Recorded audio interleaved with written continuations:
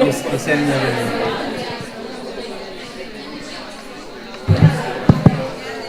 All right.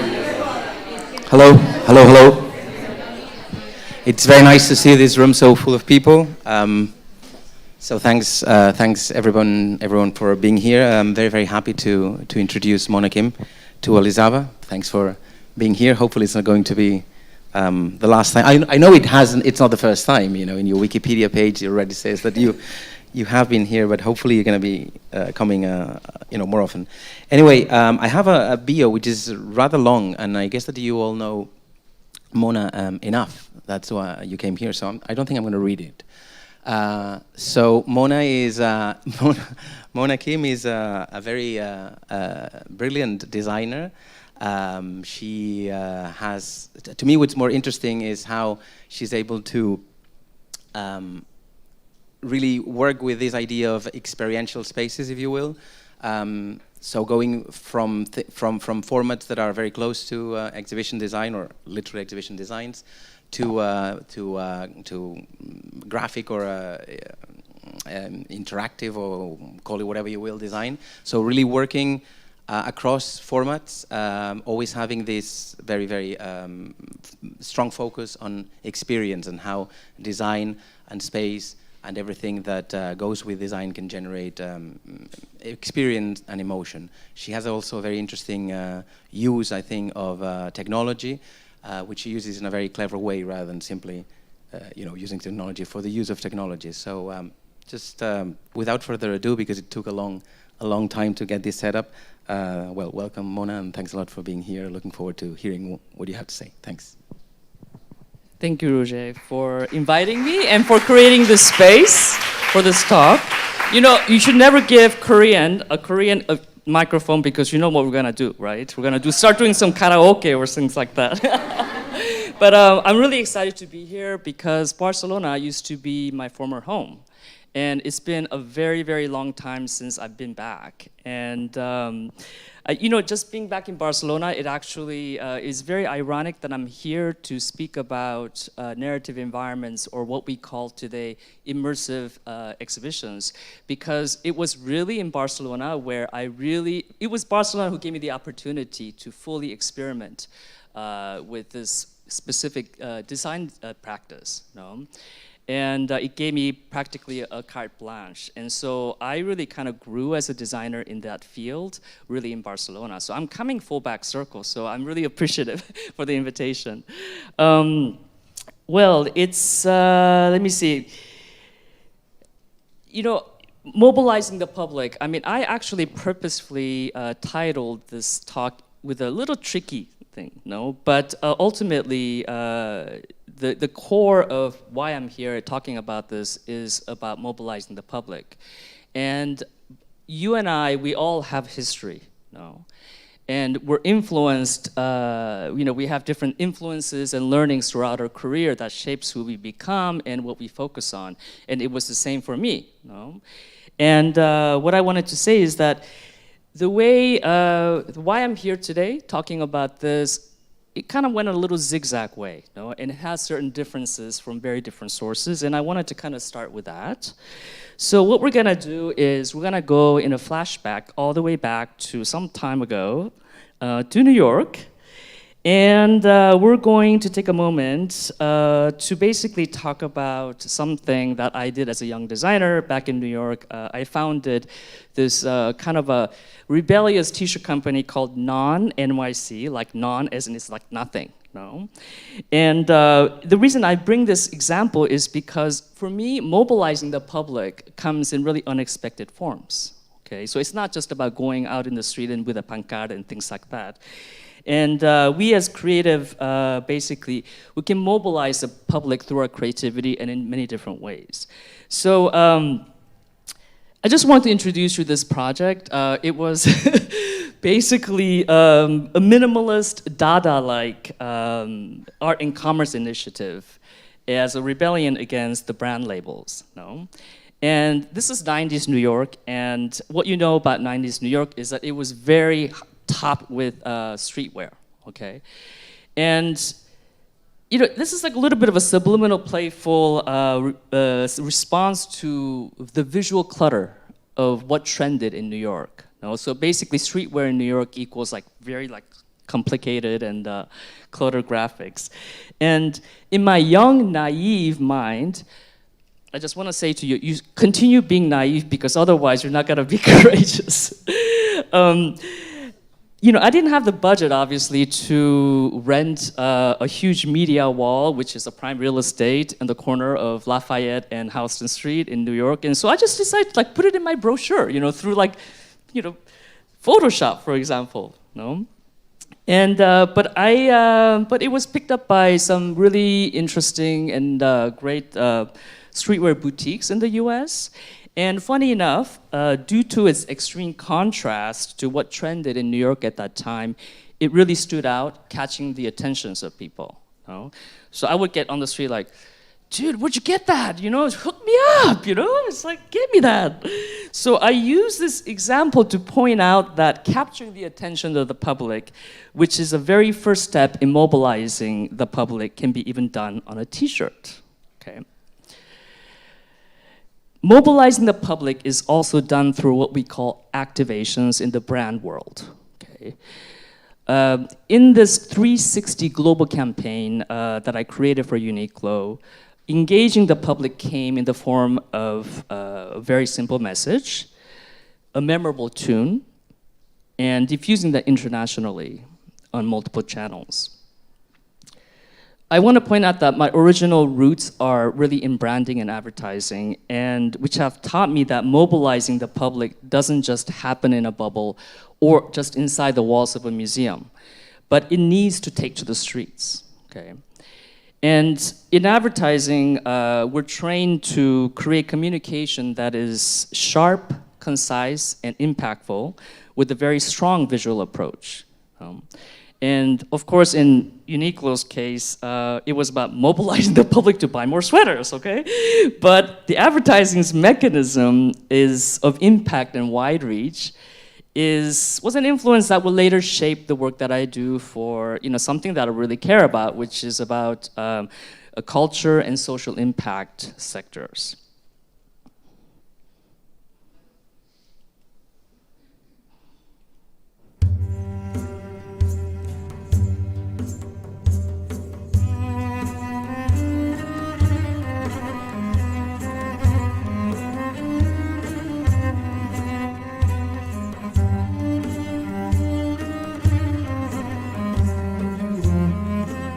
These images were taken during my journey across Burma in 1997. My monk teacher showed me how they draped their beautiful crimson robes, and something about these images stayed with me as an obsession for almost 2 decades. Perhaps it had to do with the beauty and something noble that's captured in this ritual, or something sublime that may be disappearing in our modern life.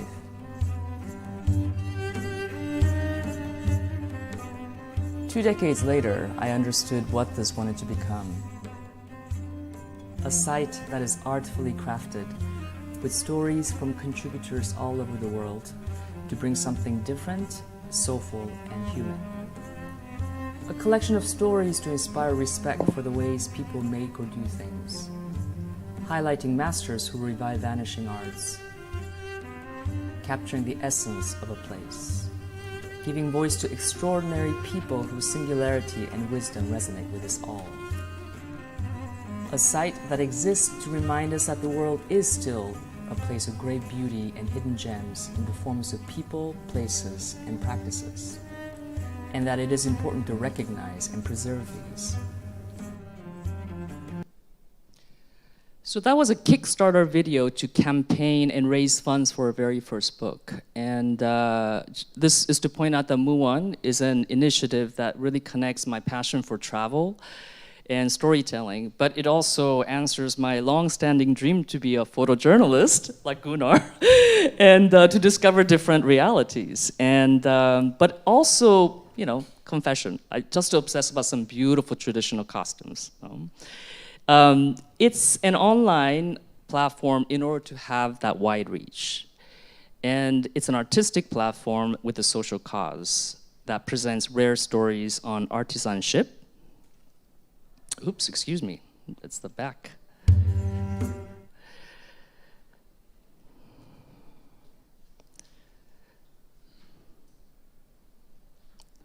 Wisdom from ancient cultures, and also change makers.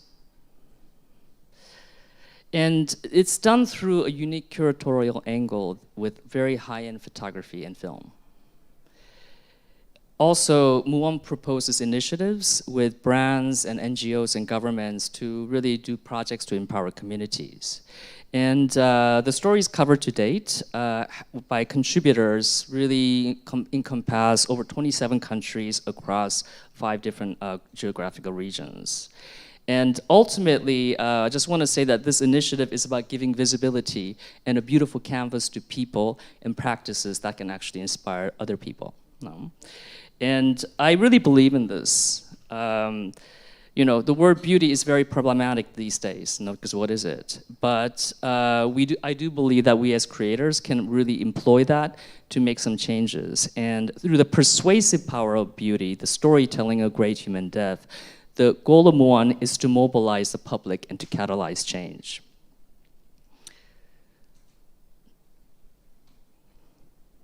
Now, mobilizing the public is also to social and planetary issues is ultimately where my heart is at today. Okay? But some years ago, I had the honor to work on the Museum of Tomorrow in Brazil, in Rio, which really has impacted the person I have become because I saw the world differently. You know, for example, like I would not think about stepping on killing a little ant on the sidewalk, for example. And some years ago, I was invited by my dear friend and colleague Andres Clerici, who was at that time the artistic director on the project, to collaborate on conceiving experiential, like state-of-the-art experiential media, no, in collaboration with the architects of Applebaum Associates.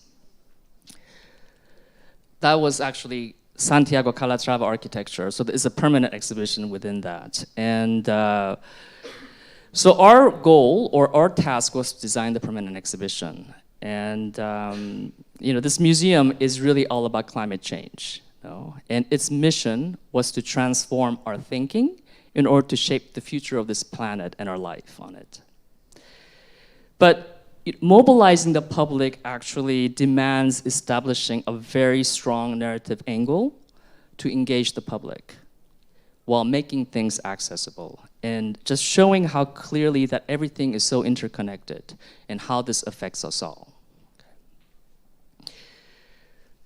As mentioned earlier, I purposefully titled today's walk and talk in this way because creating space has double meaning, okay? Obviously, the most obvious is to create literally a space, whether that be physical, virtual, an object, or a t-shirt. But also the second definition is about opening up time, energy, and the mental space for something. So how do we do it? And how do we actually create space that can mobilize, inspire, and empower the public? And on that note, I would love to deep dive into 2 different types of projects from 2 very different times in my career because they illustrate how they have achieved this specifically through the medium of narrative environments, which I define as storytelling or communicating through physical or virtual spaces.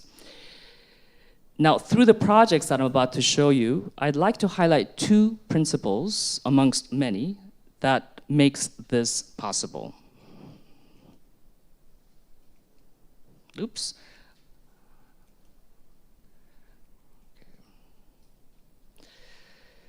The first principle is what I call awaken. And I really believe that we can make this happen without using scare tactics on the public. And when it comes to urgent global issues, there are other ways that are much more persuasive, powerful, deeper, and therefore much more lasting. Now, again, as an ode to Barcelona, which gave me the opportunity back in those days to just like really play in this, the idea of immersive narrative environments, and gave me the space to be courageous, I would like to open this presentation with this project from the early 2000s, which, by the way, is still my favorite project. Here we go.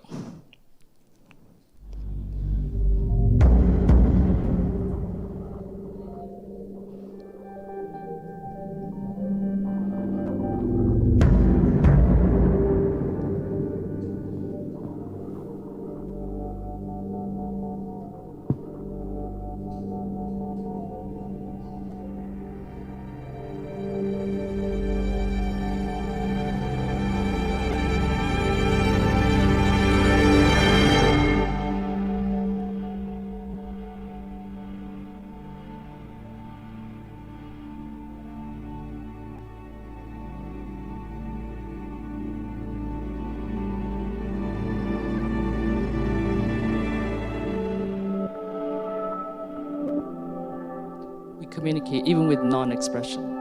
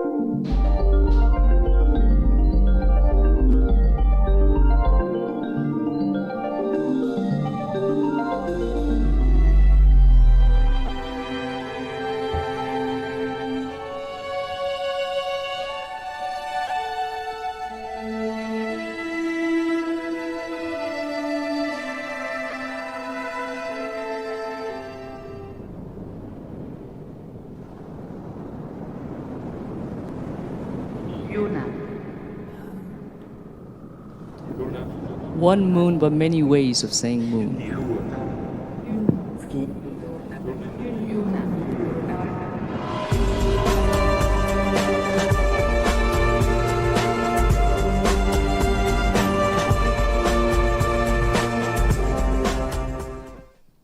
So, on invitation by Forum Barcelona organization, I decided to leave my life in New York in 2003 to provide creative direction for this beautiful project, and accepted the challenge of a kind of a sink or swim situation with a Spanish and English dictionary glued to my lap and like doing correspondences with my team, and my clients.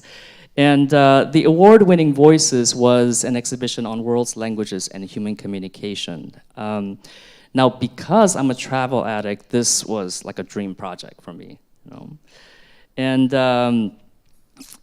at that time, Voices was an industry-defining format that proposed a new way of experiencing cultural content, embracing new technologies that was available to us. And it was almost entirely image-driven as a solution to multilingualism. And the resulting set of spaces combined over 500 minutes of footage, over 300 images, impactful words, and images to bring a new exhibition format, which was completely media-driven. So basically, the language was experienced in an immersive, mesmerizing state of emotion. And the exhibition really addressed this, like how do you exhibit language?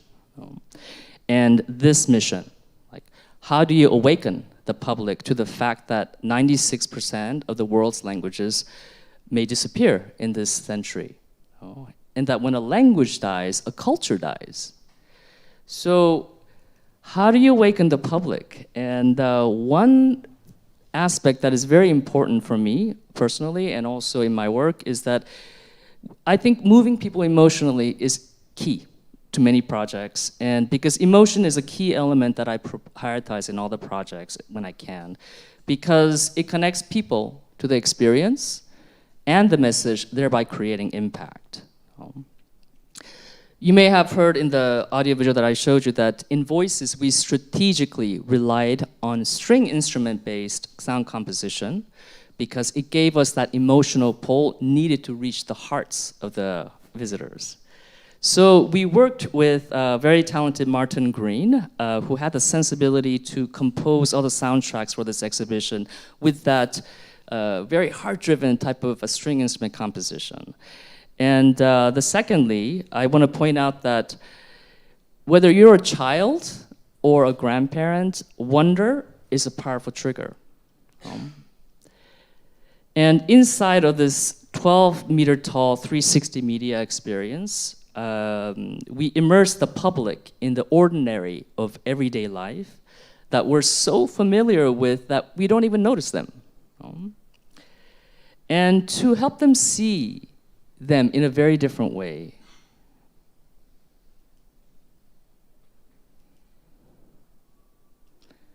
So that what is ordinary becomes extraordinary. The unexpected also.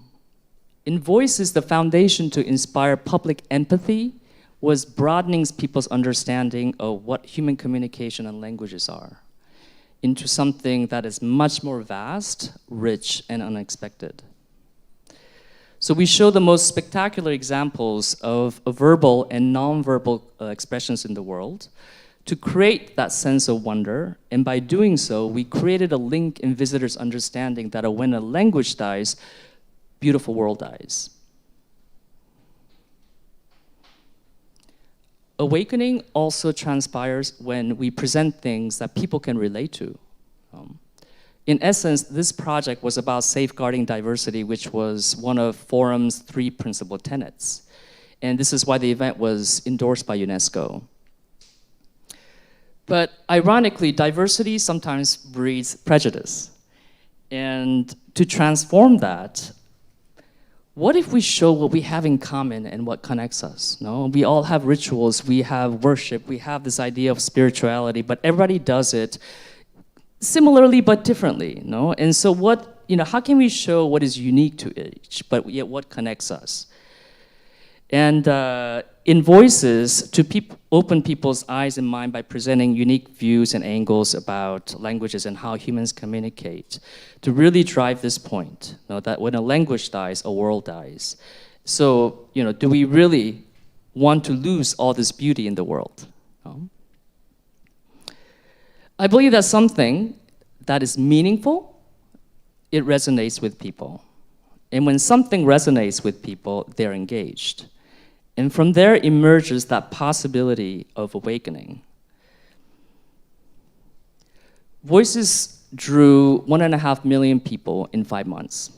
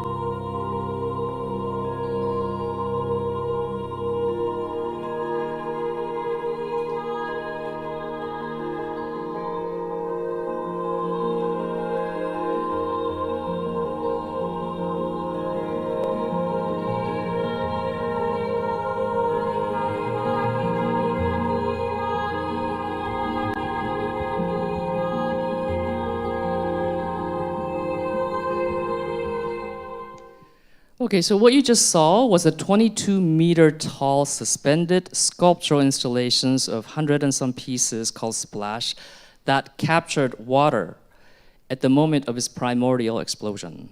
And this experience combined media, physical sculpture, and a cappella musical score that Martin Green composed to express the spiritual role of water in humans' life from birth to death.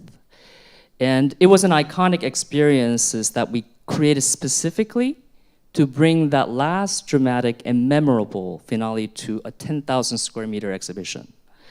And this project was designed and co-curated with my co-founding partners of Program Collective, who includes Olga Subiros, who is right there, and Todd Palmer of Chicago and Simon Taylor of London. There are some more images of the splash in dialogue with the media that was underneath.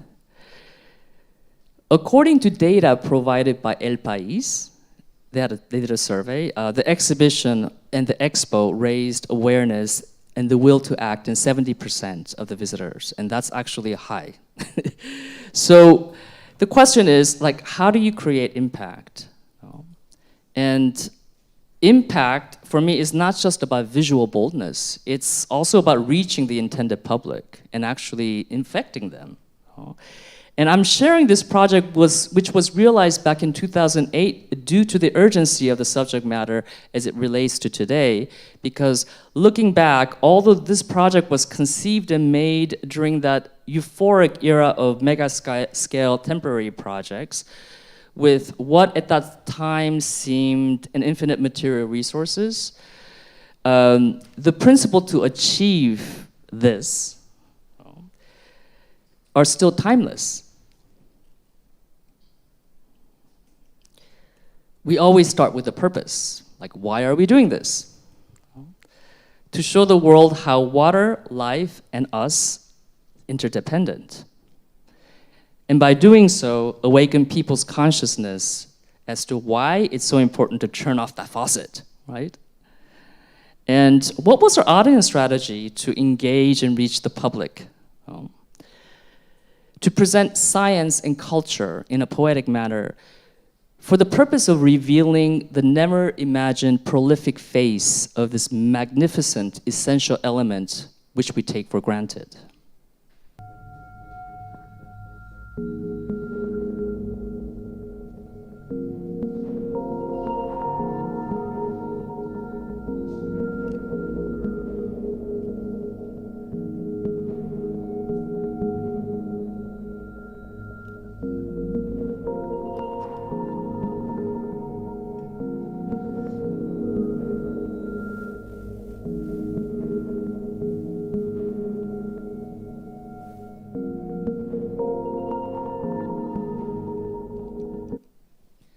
Language. To reach people, what is the style and tone of the language that we will use? We gotta think about that in exhibitions, though not all designers do it, but we like to do it. In this project, we introduced a system of over 100 mantras as the main exhibit language. So in other words, we didn't have like big text panels, okay? For the purpose of translating very complex scientific principles and to serve as a point of entry into complex ideas so that everyone, including children, can understand. For example, we are water. Water is movement. Water is magic, and etc. But also to create that sense of anticipation and curiosity, whether one is walking through the exhibition space or leafing through the exhibition book, that every corner you turn and that every page you turn, you discover something new about water. That water is alive, for example. Water defines all living beings. We come from water. Even water is for shelter.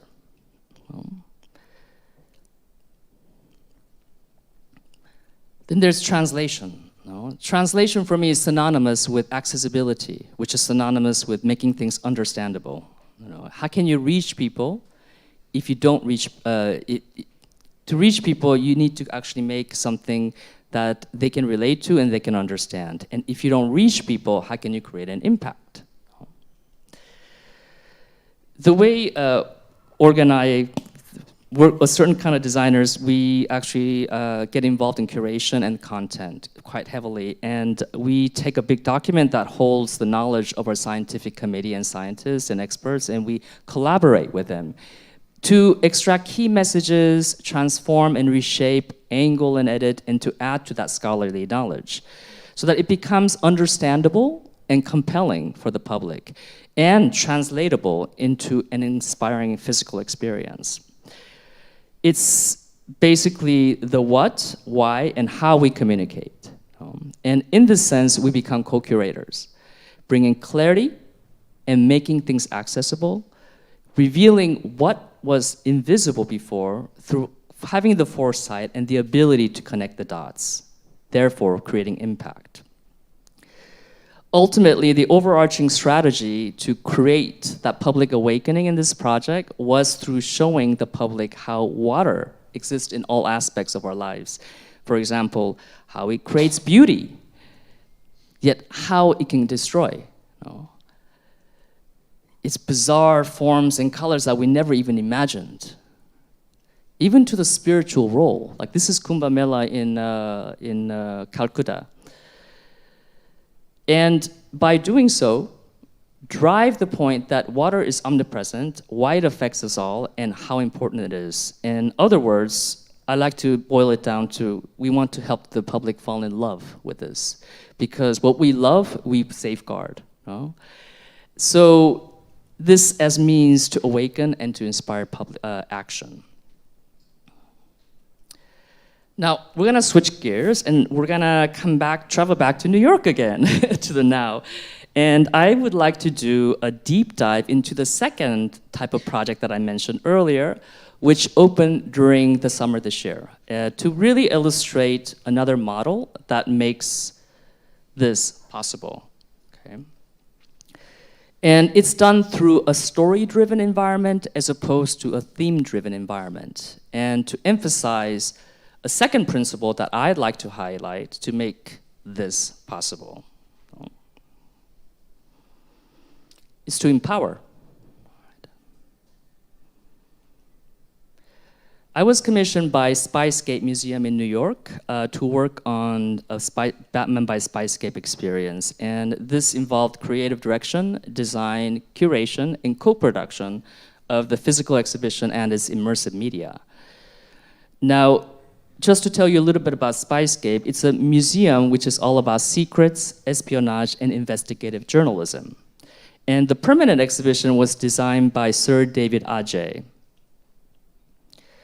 So our new 900 square meter temporary exhibition was an app-driven interactive experience inspired by DC Comics' intellectual property, Batman. Okay. And so it was meant to interact with the physical exhibition. And it's a partnership between Spicescape and Warner Brothers themed entertainment on behalf of DC Comics. Now, we're talking about entertainment here in Batman as opposed to some urgent global issues, but the lessons learned from this project can inspire new approaches that can influence the latter.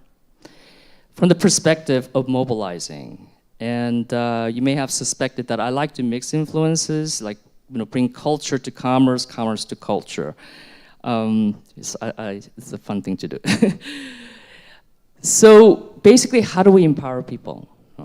And one of the ways is to give agency or giving incentive through role play.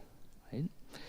So in this case, the public, through the app, was given the role of a secret agent to navigate through like series of actions. And there's a story-driven narrative, and the participants are sent on a top secret mission to kind of infiltrate and gather intel on an evil organization called Leviathan that is trying to capsize the superhero and supervillain communities. This idea of mission-driven gamification is a way of discovering content. And content, in my opinion, well, content in this exhibition is like intelligence, like these secret experiments that the public and the visitors are supposed to discover and uncover. Content translated in the fashion world is product. And content translated in the museum world is knowledge. And which kind of makes me think about, like, well, how can we use this Batman mechanism and apply it to a much more serious topic and global issue-driven project so that it's effective, powerful, no? And then there's the notion of play. I mean, we don't associate the idea of empower and play, but actually I would like to propose that discovery is a very powerful thing. And when we're asked to search for things, it wakes up that excited child in all of us, And don't you remember when you used to play hide and seek and you uncover something or your partner or your girlfriend lost something and you're the one who found that thing, I mean, it makes us super empowered and excited. So in our exhibitions, visitors enter a story world and embark on a mission focused to uncover something. And what really allowed that to happen was this really incredible cutting-edge real-time app designed by the brilliant Spicescape team. And this is all about AI object recognition technology. And empowering as means to mobilize the public also relies on this, for example. Persuasion, which I call manipulation. But for the secret agent role play to be successful, we needed to create an experience that credibly manifested this idea. So basically the whole exhibition and the experience was divided into two parts: the public face of Leviathan and the private face of Leviathan. So therefore, whatever we made needed to put visitors in that suspension of belief, disbelief, through very carefully orchestrated moments and experiences. And let me show you how that happened. So visitors first enter this typographic maze of subliminal, cult-like messaging, and they're bathed in this very friendly and like new agey music and persuasive voices that seem to deliver optimism and positivity. You know, we have a lot of those things around in our world these days. And this bold tunnel's environmental graphics was designed by one of my key collaborators, a very talented studio Kunz. And so once you are admitted through the doors of Leviathan's Welcome Center, which purposefully I made it look like Chelsea Art Gallery, so that, you know, there's no suspicion. No? And the participants are greeted with this silvery bulbous sculpture that my client brilliantly nicknamed as Murmurtron. And I actually designed this out of a real surveillance mirrors. So it was kind of like in line to the theme, no? Idea of espionage, surveillance, etc.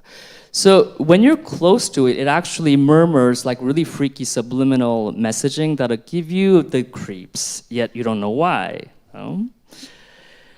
And surrounding walls of this techno ashram-inspired testimonials which endorse Leviathan. And I just love the idea of back of the head as opposed to front of the head because it just kind of like makes you look twice. There's an intrigue, and it's a little bit, again, freaky, but you don't know why. And then to transport the visitors from the public to the private underworld, we created this immersive media environment called the Portal, which actually unlocks the walls in a media way into this high security headquarters. And I brought in my former partner of Program Collective, Simon Taylor, to direct this motion graphics. And actually, let me show you the full experience, this time with the actual sound in the space and motion, okay?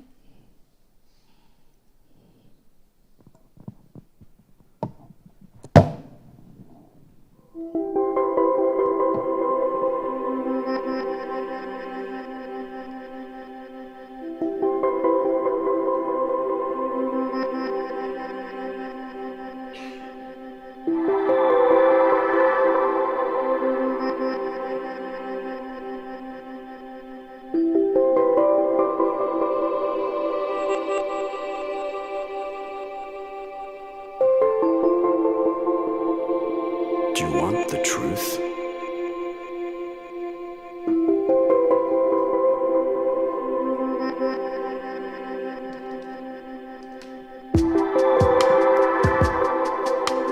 Are you looking for answers? That was when I found Leviathan. They gave me the help that the police refused me.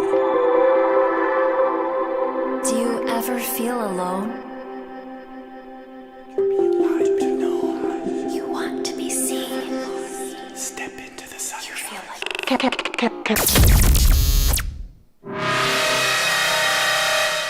Emergency. Activating Leviathan evacuation. Emergency. Activating Leviathan evacuation.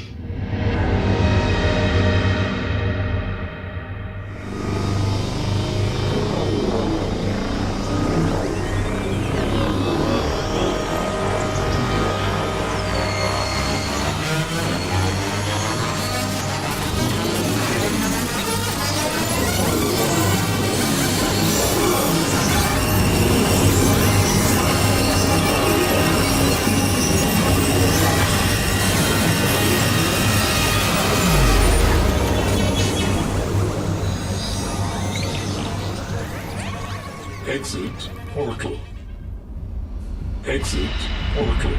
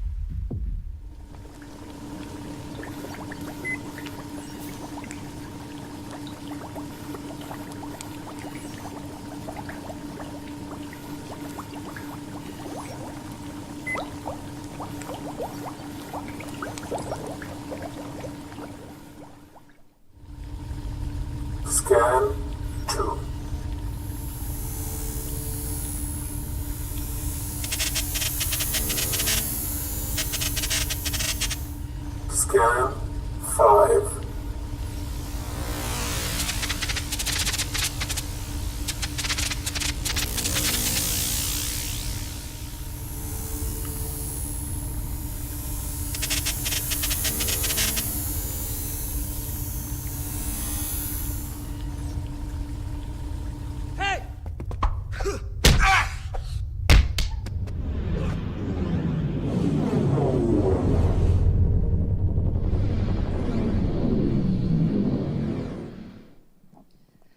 Okay, I have to confess something.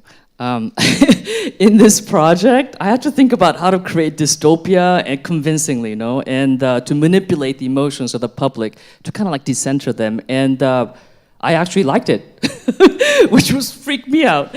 But what you just saw obviously was without the aid of the app, which would have put things much more in a context, because this again is. The client purposefully framed this as a really app-driven experience. So without the app, a lot of things do not make sense. But I wanted you to kind of understand like how sound and light and artifacts and the physical space, like what that can do to really create the environment or the purpose that you want to instill. And to reimagine the headquarters of a high-tech underworld organization, I drew inspiration from contemporary art and theater and their approach to light, sound, media, and scale. And this, for example, was one of my early inspirations about how do we actually kind of expand the existing space and really kind of feel very theatrical, no? And it's Edward Gordon Craig, it's one of his pieces, kind of a design for the set for Hamlet that he did in early 1900s, like 1911. These mediums were choreographed carefully, like the light and sound and physical structure, to heighten the visitors' emotions as they journey from deceptively sweet public face of Leviathan, which was that white space, to its true dystopic and dark evil inner workings. And to heighten a sense of oppression as visitors infiltrate through Leviathan, I used audio to amplify the scale of the space and to reinforce, again, dystopia and techno-slavery mood in that big space that you just saw. And also light as looming sculpture element, And this was that soundtrack. But actually, when we're on the site, like, doing the supervision of the site, we all kind of like gathered in that big room, and we were working according with this soundtrack on. In a weird way, it really kind of gave us that pulse to like just kind of work like slaves, So music is very powerful, and so again, like very strategic use of light as a sculptural element and very regimented physical space to really convey this idea of very oppressive workspace of a high-tech evil organization. This is also, I wanted to say that soundscape played a very important role in this project, and there were 11 soundscapes that were composed. And I work with a very talented German techno DJ and musician, Ferdinand Gratz. I actually pulled this excerpt from an interview I did for the Business and Technology section of Women's Wear Daily, which is one of the most established and important international fashion journals. And as the title indicates, the discussion was really about, what this project can teach fashion brands about mission-driven and story-driven immersive experiences. I believe that human beings understand stories because it's easy to follow, retain, and engage before, during, and after. And that is what I believe this exhibition is trying to do, and the reason why I think it's successful. And it also addresses the notion of lastingness in an interesting way. Even before I joined the project, my client Spicescape and Ross Phillips, who was the executive creative director on this project, purposefully created 3 acts. Okay? Act 1 is people can download the app and start interacting with it even before going to the exhibition. Act 2 is the part where they come to the physical exhibition and interact with it through the app. Act 3 is the part where the public can continue interacting and continue being sent on new missions by the app, even beyond the exhibition.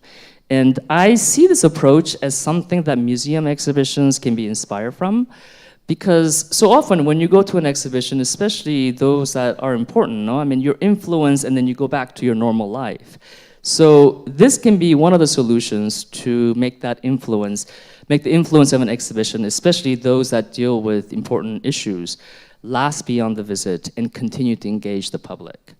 And overall, this project, I had a great time. It was a fun exercise for me to go from being asked to convince the world about the beauty of the world we must safeguard to the opposite end of the spectrum, which is being asked to create dystopia. So,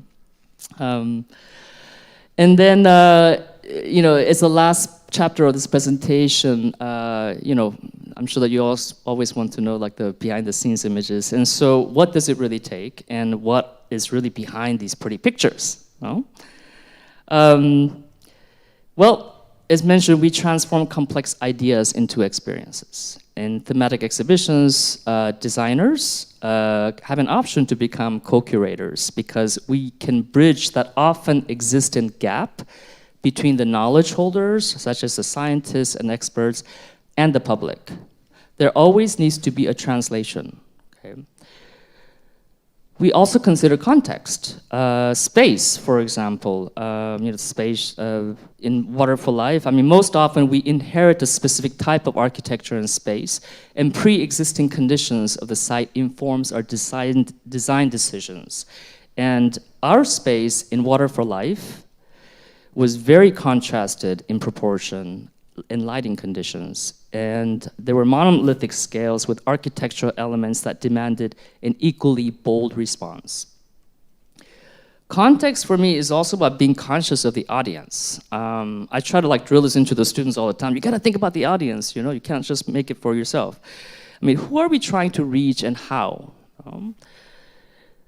And then there's the experience, how do we choreograph the experience, and what's the sequence that shapes the experience so that it's most effective? And I compare choreography of experience to composing a musical score that has a prelude and then a climax and a finale while thinking through space, scale, timing and sync of entire exhibition's media, sequencing or foreseeing the circulation and predicting how the public will navigate and move through the space, and even assigning emotions and sensations to locations.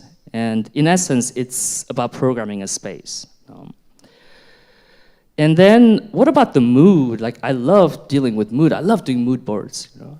And while story shaping is going on in the background, we want to define what we want the public to feel, because this guides us in how we establish image direction, scripting and design of the immersive media, lighting, sound, special effects, types of interactivity, the physical space, what we call artistic direction in performance art. And mood, in a nutshell, of the two experience spaces for Water for Life, it can be summarized into this. There's a dark and bright space, light space, and the feeling of each space. And what they talk about, one is scientific, the other one is much more about the kind of noosphere, like a human spiritual dimension of water. But for Batman, this was completely opposite, right? There's the public face, which is white and completely almost shadowless, and then there's the private face, which has needs to convey that sense of oppressive. And also there's inspirations for creating dystopia for Batman's main space, and these were just kind of early swipes that I pulled out to kind of try to figure out how am I going to design this space, to convey that. The most important thing, because building the right team, you're as good as who you surround yourself with, and on Batman project, for example, I'm going to just give you an example. We had choices between two fabricators. One which is small, and due to COVID, all the normal infrastructure disappeared. So they're almost kind of like the skeletal version of what they used to be. But then there's another one which is like much more bigger, like it's completely guaranteed you're gonna get it on time and etc. It's an event-driven company. But actually, I chose the first one to recommend to the client because they had artistry and creativity and attention to details that our project needs, because it's a museum exhibition, it's not an event. Events, like, you don't need to look at things closely. So that meticulousness and that love for their trade, I felt it in them, and even though it was a risk, it was the best decision. And it kind of reminds me also of, like, during the program collected days, like, why PQC was chosen, because they are the one who made the splash for us, and it was just like their ingenuity and their cleverness to really collaborate to figure this thing out. I kind of, this level of pride and passion in their work, I think it's really important to work with people like that. And again, also, for example, like Simon, my friend Simon, who did the media for some of the media spaces for Batman, again, having the right edge for the project, to bring us what we need to do. And then the techno DJ, the German one, who was able to bring that darkness we needed in the soundscape. Yet during the project, we also realized he can also do new age music pretty well too. So I was like, it was good. Yeah, this is the studio of Supermatic, who really did an amazing job on the Batman project, and they really, really worked hard. And for privacy, I kind of blur their faces, but this is just some of the, kind of brainstorming that we do to kind of figure out solutions. This was, again, the atelier in Madrid, who made Splash for us for the Water for Life. Batman, again, a big part of the project, we did it on Zoom.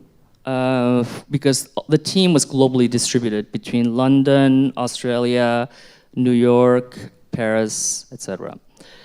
And we brainstormed together because people have great ideas and solutions. And we also problem solve together.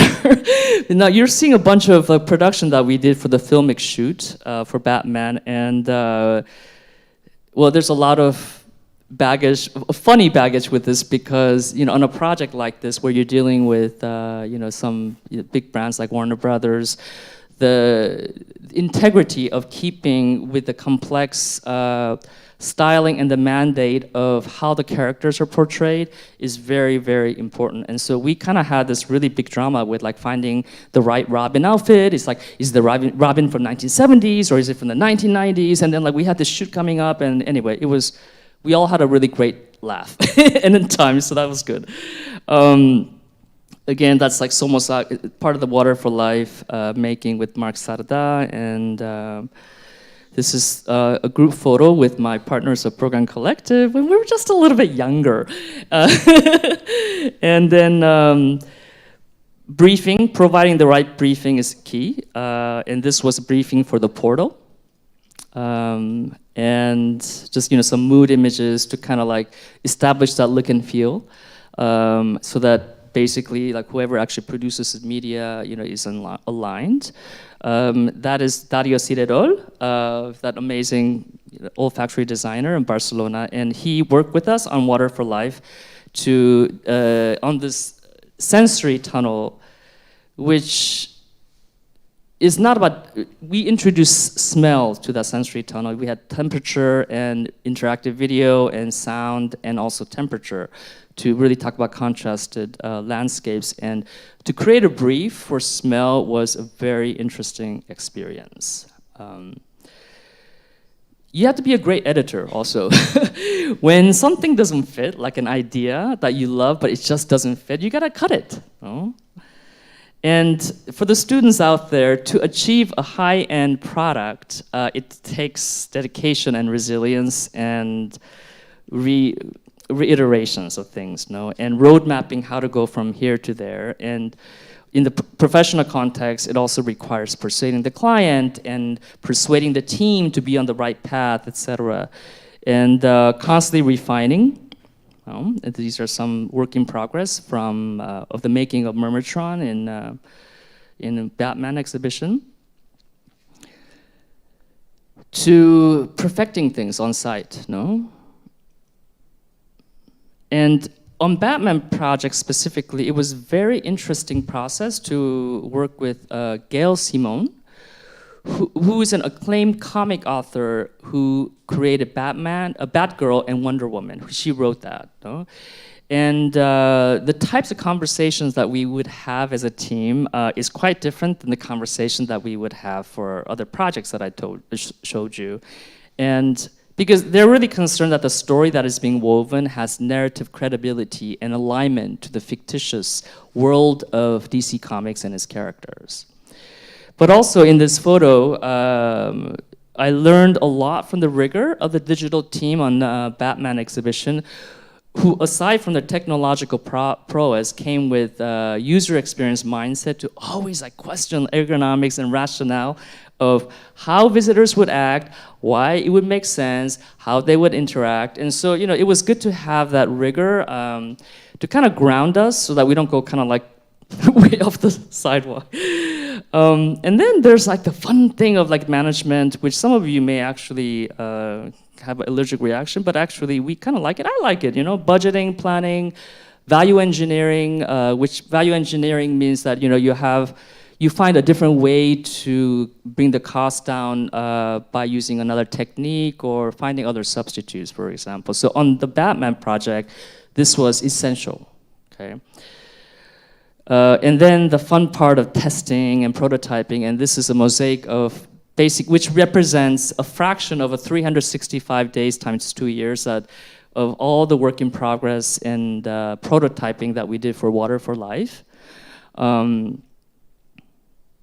That's one of the rain sculpture being installed and tested and etc.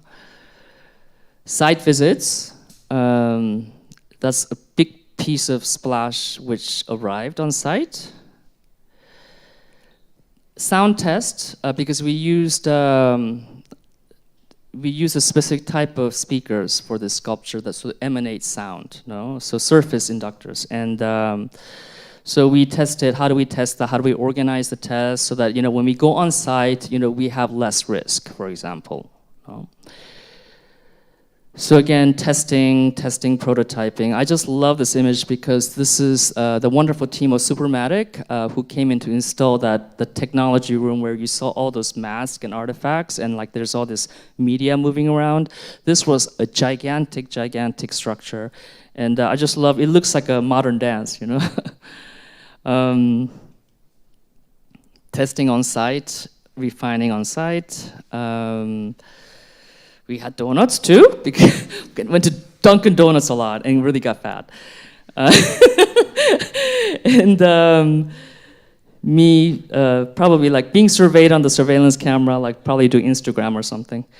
What was amazing about this project on Batman was that there were a lot of women, really kick-ass women, because there were women who were managing the project. There was the main author, Gail Simone, was a woman. I was a woman, and there were a lot of women building and pounding things and getting the boys to move their ass, basically.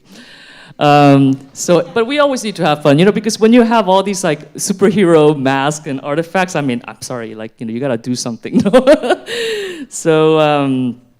And that's Simon and Rob Baker Ashton, who was the director of photography on all the filmic element of the exhibition. They're doing a kind of a grading test, and so they're having their own fun in London. So anyway, I just wanted to, drawing from these recent and past learnings and realizing that my emphasis has been on ecology, the planet, people for a long time. I just wanted to share with you that my vision of the future that I like to get involved in, and this is where my heart is, and this is where I would take my research, and therefore I'm gonna disclose the name of my research, which is less material, more meaning, no? Which is going to be an interesting challenge for ephemeral spaces. Also, this is the future that I'm excited about. Like if we can imagine, this is one of the stories from Muon magazine.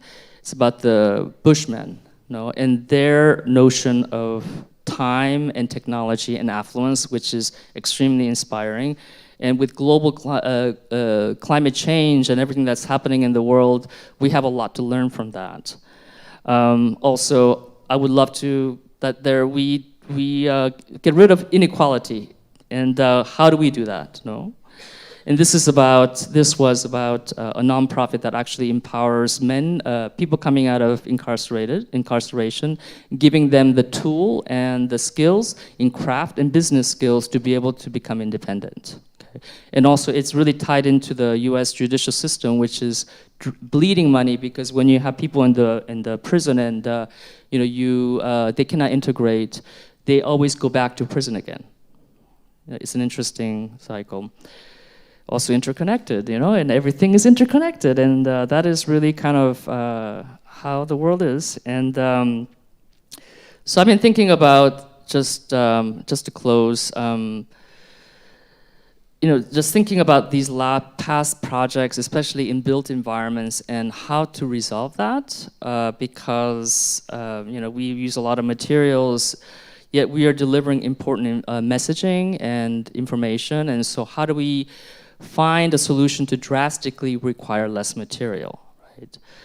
But also, I put this up there because there's another thing that, I would love to contribute to climate change projects because I believe that there's a fundamental missing link in this, okay? I'm not aiming to change the big corporations or the government, but I would love it if there was a real clear communication strategy that can inform, reach, and influence the public understanding and give them the tools to actually control their own part that they play in the climate change. And I feel like that's still a missing link. There's a major communication strategies because we cannot just rely on news. Somehow we need to find a way to reach the public. The information, vital information, daily information, or practical information reaches the public. But so I would like to do impactful work that change people's mind. And how do we do that? And on that note, I would like to encourage you to think about what creating space to mobilize the public really means in your endeavors, and to think about it more broadly in a big picture manner. Thank you.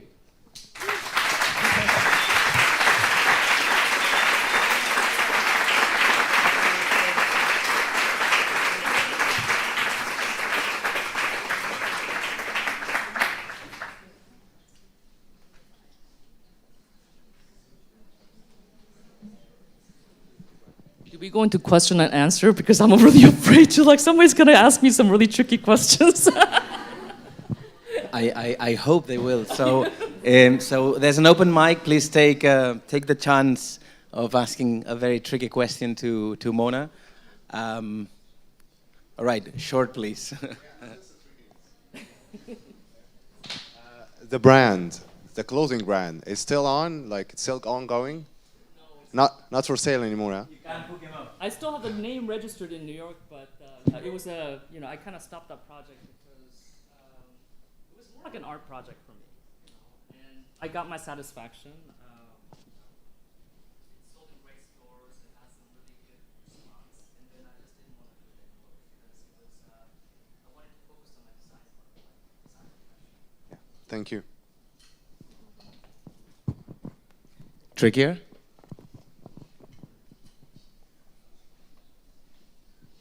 I can't believe nobody has anything to say. Not just the young ones. We're going to start with the young ones. This might be a bit personal, but my question is, at the end of your career as a designer, what would you have liked to accomplish? To be like, wow, I did that. I'm so happy. It's what I spoke about at the end, I really want to make an impact on climate change projects and doing what I know how to do. And one of the things I really believe that there's a huge missing link in communication strategy. And that can be exhibitions, advertising, t-shirts, whatever it is. But something is not reaching the public. Do you?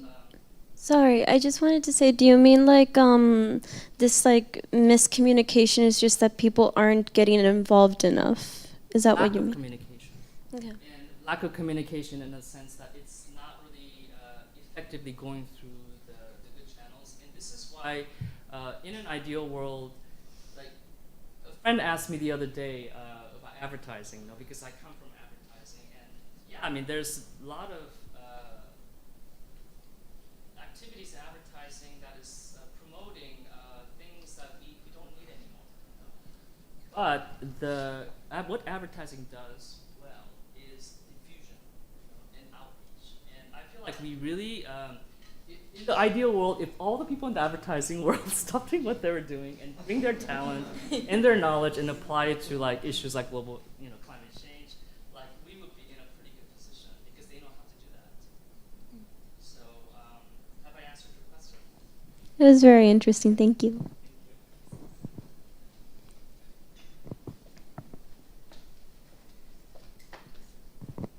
I wanted to ask, in the Water for Life project, how did you manage to project the last sculpture of the splash sculpture? That was a very complex process, and actually my partner at Oregon really kind of took a lead on that. And, but we that sculpture really kind of required a lot of R&D. And also a lot of structural engineering to be able to kind of give that sense of suspension. But also technically, we actually today looking back, like we probably would have wanted to make a splash in a different way, but the impact is still the same. But if you actually want like real kind of nitty-gritty, then I think the first one. It's a long story. And,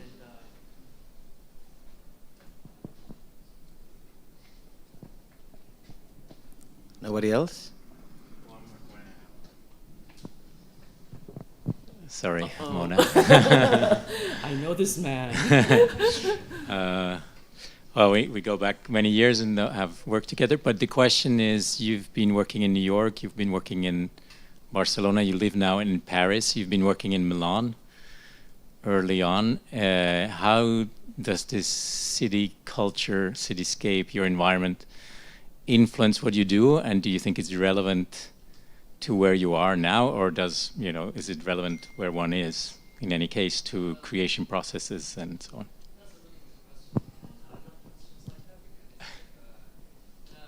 Absolutely, because, for example, the Moon magazine, I would never have been able to make that if I was living in New York, for example, because your environment conditions what you have there. So maybe Moon would have been like hardline or I don't know, something, but that ethereal and that mesmerizing and kind of oniric aspect of the Moon project would never have manifested if I was not living in Paris, and being influenced by the textures that I was seeing and the sensibilities which are surrounding me. Barcelona was actually a perfect place for voices because it was really about like kind of photo reportage. There was a real vibrancy to it, and how do you say, something very pure, and like immediate messaging power. I mean, like in my website, I kind of like do my CV as like I experienced fire in Barcelona, and then ambition in New York, and so yeah, every place definitely influences and shapes things. Well, before I ask you my question, I really want to thank you for this revealing lecture. I think it was revealing for me, so I guess it was also revealing for our students. I was very happy to listen to your last part of the lecture, because I really think that this world needs this kind of action. I mean, all this knowledge, all this experience put to the service to try to improve what we're really putting in risk. And in that sense, I would like to ask you if you're currently you have currently started moving in this direction in specific projects? Are they self-promoted projects? Are they, you know, because what I feel is it's not only about taking advantage of opportunities that just come and you can use your knowledge and your motivations to do something, but also about triggering properly where you can have a bigger impact. So that's why I was wondering. Thank you for that question. And I'm looking at, first of all, I have a list of, for example, in Paris, you know, like the city of Paris has some interesting projects that's coming up, and so trust me that I'm gonna contact them. So it's really also about like going out and creating those and opening the doors. You know, I mean, if the doors can be like but also I'm looking a lot at academia and schools because I really, really think that education is where it's at. You know, and you gotta that's where it starts about how you create the future leaders, etc. So it's really good to see that a lot of schools today are really kind of taking the idea of sustainability seriously and at heart. And so, you know, I would like to have the opportunity to do some research also, but also work with students to, you know, just kind of like brainstorm and find solutions to like, well, how do we create something that has meaning but has less material? You know? And that's actually kind of a deeper story that I'm not going to get into today, but there's a whole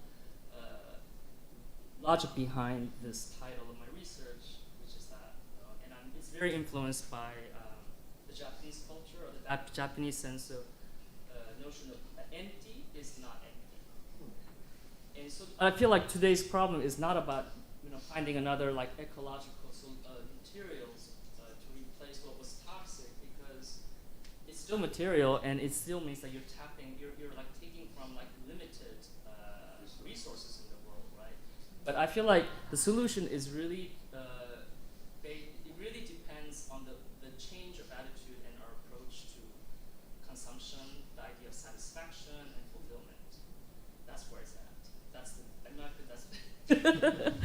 But it sounds abstract, but still, you know, I have this inkling that there's some interesting answers in that. Hello. I know that you have a fashion and beauty background. I would like to know a bit about like what would you recommend to someone starting one, like to promote it? Like what would you recommend? Like a few things. Start a beauty brand or beauty and fashion, like both. You want to start a brand? Yeah. Well, first, I'm going to give you a strange answer. Okay. Kind of make what you love to do. Also, you need to brand it. And so it needs to have a way that it communicates. It's kind of like things that I kind of ran through, like what kind of language, and what is the style and tone, the words that you use, the images that you use, and why, and who are you trying to target? I mean, your audience. Like knowing your audience is key, okay? Because if you don't know that, then you're making something that is not really speaking to people that you want to speak to.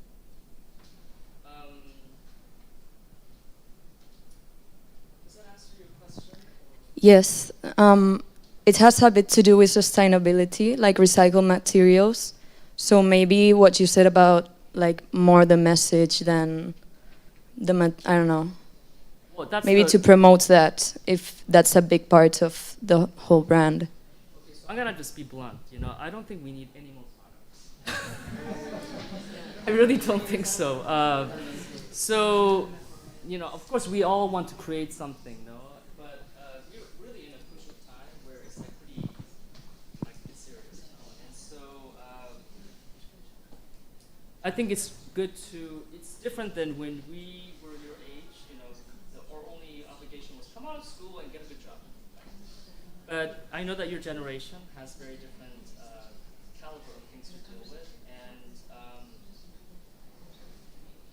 it's as an educator, it would be very hard for me to encourage make introduction of yet another object or product. Okay. That's my stance. But you can also invent services. I mean, services is another option, for example. to do with recycling existing materials. So, I mean, it has to do a lot of with recycling materials. So, it would be about that, not creating more. Okay. Yeah. Thank you. Hi. So, in regards to your reply to Tony's question, would you argue that, because you mentioned earlier, that maybe the reason why, as people, as community in the world, we haven't really made an impact in changing our habits or changing the way we see the world? Do you think maybe that's because we've been bombarded with a ton of information? So in your quote, less material, more meaning, would you argue that maybe we need to experience lack and void and emptiness in order to connect with the real message? No, I'm gonna refer back to the Japanese notion of empty, nothing empty. When we think about the tea ceremony, and this is just my own interpretation, I don't know much about tea ceremony, but from what I see, my interpretation is that before the tea ceremony, there's a mental preparation. That's an experience, and that's fulfillment, and that's something, right? When you're in a tea ceremony, there's only two little cups, and there's very little material, but it's not the material that is giving you that sense of fulfillment or enjoyment. It's really everything else, which is not material. It's like anticipation. It's like the joy of ceremony or meditativeness, etc. And I'm sure that also after the tea ceremony, you were left with a feeling or an emotion or an enrichment from that experience. But yet, look at the material. I mean, it's just hardly anything. So something about that really inspires me, and I don't have an answer, but I feel like there's something there and something worthwhile exploring. Okay, thank you.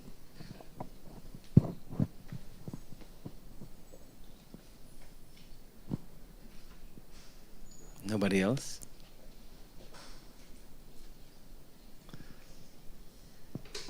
Well, if there's nobody else, I will like to thank you again very much for your lecture.